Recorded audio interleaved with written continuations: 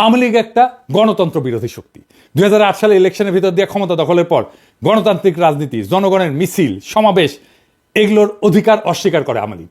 ইলেকশনের সিস্টেমকে ধ্বংস করে দেয়, নিজের ক্ষমতাকে নিজেই সে রিনিউ করে, সেলফ রিনিউয়ালের মতো। মানুষের ভোটের দরকার নাই, নিজেই সে একটা সিস্টেম বানায় ফেলে যেটা ভোটের মতো দেখা যায় কিন্তু আসলে ভোট না। জনগণের কনসেন্টের কোনো তোয়াক্কা না কইরা আমলা পুলিশ দিয়া ক্ষমতা দখল করে রাখে।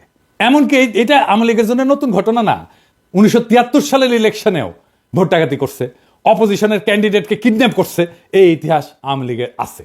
এবং তারপরে 75 সালে সমস্ত পলিটিক্যাল দলকে ব্যান কইরা বাকশাল বানায় মুজিব নিজেকে বাদশাহ, আজীবনের রাজা প্রেসিডেন্ট ঘোষণা করছিল।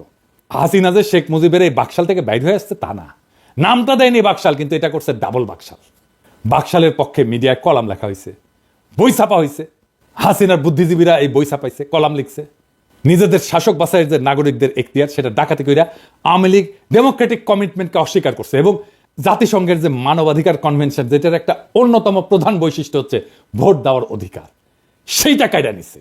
ওইটা ভেঙ্গা ফ্যাসিজমের আর একটা শর্ত পূরণ করছে। 3 নাম্বার, মানুষের বিবেকের স্বাধীনতা এবং ক্ষমতার সরকার রাষ্ট্রের ব্যাপারে নাগরিকদের অমত দেওয়ার যে এখতিয়ার সেটা রদ করে দিচ্ছে আওয়ামী লীগ। আওয়ামী লীগের ক্ষমতা এবং সরকারের বৈধতা নিয়ে প্রশ্ন করাকে রাষ্ট্রদ্রোহিতা বলছে এবং রাষ্ট্রের বিরুদ্ধে ষড়যন্ত্র হিসেবে দেখাইছে এবং দেখাইয়া নাগরিকদের জেলে ঢুকাইতো শেখ হাসিনার আওয়ামী লীগ। ফলে হাসিনার শাসনের এখতিয়ারকে প্রশ্ন করার মতো কোনো মিডিয়াকেও থাকতে দেয় নাই। সমস্ত মিডিয়াকে সরকারি প্রোপাগান্ডা মেশিন বানায় তুলছিল হাসিনা এবং নিজেদের ডেফিনেশনের উন্নয়নের মিছা কথা প্রচারে রাষ্ট্রের সকল দপ্তর এবং বেসুমার টাকা পয়সা ঢালছিল তারা। এমনকি প্রাইভেট প্রতিষ্ঠান যেমন মোবাইল কোম্পানিগুলোকে বাধ্য করছিল তাদের প্রোপাগান্ডা প্রচারে। হাসিনা জনগণকে বন্দি করছে, যখন খুশি যে কাউকে তুলে নিছে, টর্চার করছে। তার তো জেল ছিলই, যাদেরকে সে জেলে নিতে পারবে না তাদেরকে আনরেজিস্টার্ড জেলে ঢুকায় রাখছে দিনের পর দিন। হরদম গুমখুম চালাইতে থাকছে হাসিনার এজেন্সিগুলা। বিদেশে যে সমস্ত বাংলাদেশি হাসিনার এই টর্চার, গুমখুন, বৈধতা নিয়ে প্রশ্ন করছে, তাদের দেশে থাকা আত্মীয় স্বজনদেরকে জেলে ঢুকাইছে এবং গুমের হুমকি দিয়া বিদেশে থাকা অ্যাক্টিভিস্টদের থামানোর চেষ্টা করছে হাসিনা।